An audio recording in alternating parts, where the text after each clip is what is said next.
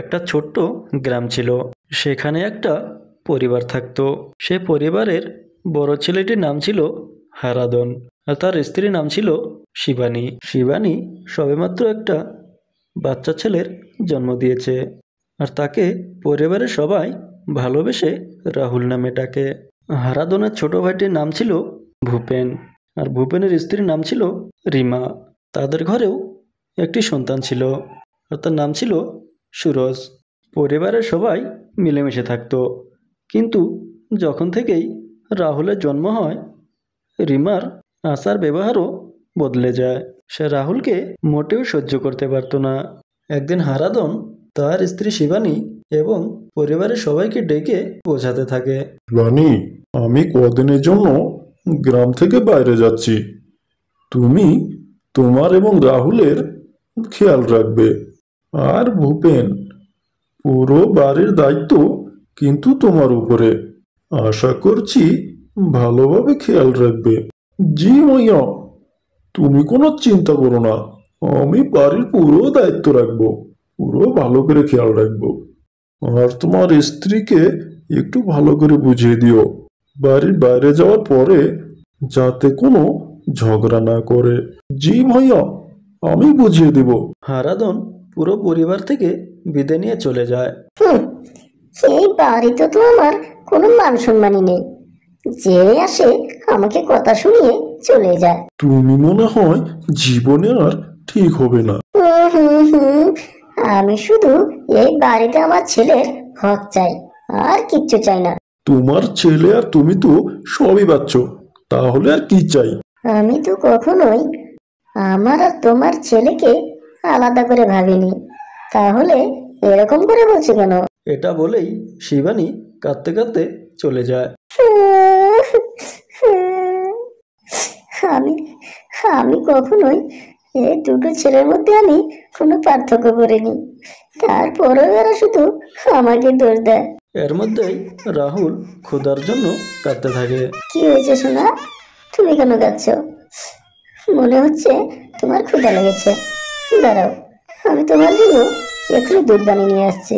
যখন শিবানী সে দুধের জন্য রান্নাঘরে চলে যায়, তখন গিয়ে দেখে আরে এটা কি হলো? দুধ কোথায় গেল? কাল সকালেই তো এতগুলো দুধ কিনে আনলাম। শিবানী রিমার ঘরে গিয়ে রিমাকে জিজ্ঞাসা করলো, রিমা, আজকে সকালেই তো দুধ কিনে আনলাম, দুধগুলো কোথায় গেল?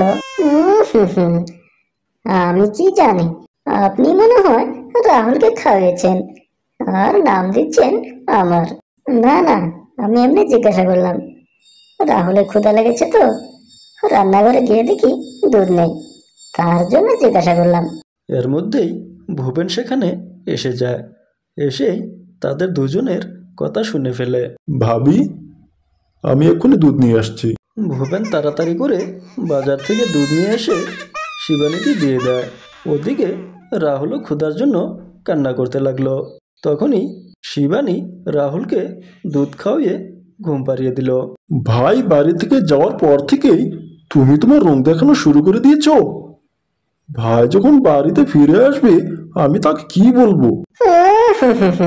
তুমি তো শুধু তোমার ভাই আর ভাতিজাকে নিয়ে পড়ে থাকো। আমি আর আমার ছেলের প্রতি তো তোমার কোনো লক্ষ্যই নেই। যাও, তুমি তোমার ভাই আর ভাতিজাকে নিয়েই পড়ে থাকো। রিমা রাহুলকে ভূপেনের হাত থেকে ছিনিয়ে নিয়ে যায়, আর অনেক কিছুই ভাবতে থাকে। যখনই দেখো রাহুল রাহুল রাহুল, আমার ছেলে সুরজের তো কোনো নামগন্ধই নেই। যখন থেকে রাহুল হয়েছে, আমার সুরজের কোনো নামই নেই বাড়িতে। হুঁ, যদি রাহুলটা না হতো, এই বাড়ির সব সম্পত্তি আমার সুরজের নামে হতো। কিন্তু আমি তোকে এখন এমন শিক্ষা দেব যে সারা জীবনের নামে মনে রাখবি। কিন্তু করবোটা কি? যেটা করলে সাপও মরবে এবং লাঠিও ভাঙবে না। এটা ঠিক হবে। আজকে রাত্রেই এই কাজটা করতে হবে। রাত্রেবেলা যখন সবাই ঘুমিয়ে যায়, তখন রিমা শিবানীর ঘরে চলে যায়। এটাই সঠিক সময়। দিদিও ঘুমাচ্ছে, এখন আমি রাহুলকে উঠিয়ে নিয়ে যাব কেউ টেরও পাবে না। তখন রিমা রাহুলকে উঠিয়ে নিয়ে গিয়ে দূরে একটা রেলের পট্টিতে নিয়ে যায়। নে মর এখন, এখন দেখবো তোকে বাঁচাতে কে আসে। তুই বেঁচে থাকলে আমার ছেলে কোনো সম্পত্তি পাবে না, এই জন্য তোকে মরতেই হবে। রিমা রাহুলকে সেখানে রেখে চলে যায়। আর এই সব ঘটনা একটা ডাইনি সেখানে দাঁড়িয়ে দাঁড়িয়ে দেখছিল। তখনই সেখানে ডাইনিটা একটা ট্রেন আসতে থাকা দেখতে পেল আর সঙ্গে সঙ্গে রাহুলকে বাঁচিয়ে নিল। আরে আরে, এটা কেমন মহিলা যে ছেলেটাকে এই রেলের পট্টিতে রেখে চলে যাচ্ছে? এটা তো জানতেই হবে যে কেন এই মহিলাটা এই ছেলেটাকে রেলের পট্টিতে ফেলে রেখে যাচ্ছিল। ডাইনিটা ছেলেটাকে কোলে নিয়ে রিমার পিছু পিছু যাচ্ছিল। কিছুক্ষণ যাওয়ার পর রিমার মনে হলো কে যেন তার পিছু পিছু আসতেছে। কিছুক্ষণ পর সকালও হয়ে যাবে। এদিকে রিমা ভাবতে ভাবতে আসছিল। এর আগে আমাকে কেউ দেখেনি, আমি তাড়াতাড়ি গিয়ে আমার বিছানায় শুয়ে পড়ি। পরের দিন সকালে যখনই শিবানী ঘুম থেকে উঠে দেখে আরে আমার রাহুল, আমার রাহুল কোথায় গেল? আমার রাহুলকে কে নিয়ে যেতে পারে? শিবানীর কথা শুনে ভূপেন ও রিমাও সেখানে চলে আসে। দেখো না ভাই, আমার রাহুলকে যেন কে উঠে নিয়ে গেছে। এটা কি করে হয় দিদি? রাত্রেবেলা তো রাহুল আপনার কাছে ছিল, তাই না? তাহলে এই রাত্রেবেলা কে আপনার রাহুলকে উঠিয়ে নিয়ে যাবে? কিন্তু রিমা সে মনে মনে খুবই খুশি হয়েছিল। রাহুলকে আর তুমি কখনো পাবে না, আমি ওকে রেলের পট্টিতে রেখে এসেছি, আর ওখান থেকে কখনোই ফিরে আসতে পারবে না। রাহুল তো মনে হয় এতক্ষণ স্বর্গে চলে গেছে, আর ওর ভাগের সম্পত্তি আমার ছেলে পাবে। তখনই রিমা কাঁদতে কাঁদতে শিবানীকে বলে, তুমি চিন্তা করো না দিদি, রাহুলকে আমরা যেখান থেকে পারি বার করে নিয়ে আসবো। হ্যাঁ হ্যাঁ, তুমি কোনো চিন্তা করো না, রাহুলকে যেখান থেকে পারি তাকে বের করে নিয়েই আসবো। সবাই রাহুলকে নিয়ে কথা বলছিল। কিন্তু এর মধ্যেই হারাধনও বাড়ি ফিরে আসে। হারাধনের কথা শুনেই সবাই চুপচাপ হয়ে যায়। কি হয়েছে? আমি বাড়ি আসার সঙ্গে সঙ্গে সবাই চুপ হয়ে গেলে কেন? আর তোমাদের মুখ এরম শুকনো শুকনো লাগছে কেন? হ্যাঁ, আমাকে কেউ বলবে যে বাড়িতে কি হয়েছে? তখন শিবানী সে কাঁদতে কাঁদতে সব কথা খুলে বলল। আমি কদিনের জন্য বাড়ি ছেড়ে চলে গেছি, আর তোমরা আমার ছেলেটাকে ঠিকমতো রাখতে পারোনি। আমার ছেলেটা না জানি কোথায় আছে, এখন আমি ছেলেটাকে কোথায় খুঁজবো? ভাইজান, আপনি কোনো চিন্তা করবেন না, আমি এখনই থানায় যাচ্ছি, থানায় গিয়ে রিপোর্ট করে আসছি। পুলিশ রাহুলকে খুব তাড়াতাড়ি খুঁজে বের করবে। শিবানী তো কাঁদতে কাঁদতে অবস্থা শেষ হয়ে গেছে। কেউ তো যাও, আমার ছেলেটাকে খুঁজে নিয়ে আসো, না জানি কোন অবস্থায় আছে আমার ছেলেটা। শিবানী, কেঁদো না কেঁদো না, আমার ছেলে, আমার ছেলেকে পেয়ে যাব, তুমি কোনো চিন্তা করো না। দিদি তুমি কেঁদো না, দেখো রাহুলকে খুঁজে পাবোই আমরা। রিমা এসব দেখানোর জন্য বলছিল। মনে হচ্ছিল যে রাহুলের জন্য না জানি তার কত দরদ। সবাই মিলে রাহুলকে খুঁজতে বের হবে। কিন্তু এর মধ্যেই একটা মহিলা রাহুলকে কোলে নিয়ে দরজার সামনে দাঁড়িয়ে আছে। এটা কি আপনাদের ছেলে? হ্যাঁ, এটা আমার রাহুল, আমার রাহুল, এটা আমার রাহুল। তখন শিবানী রাহুলকে কোলে নিয়ে চুমু খেতে থাকে। আর হারাধনও তার ছেলেকে ফিরে পেয়ে খুবই খুশি।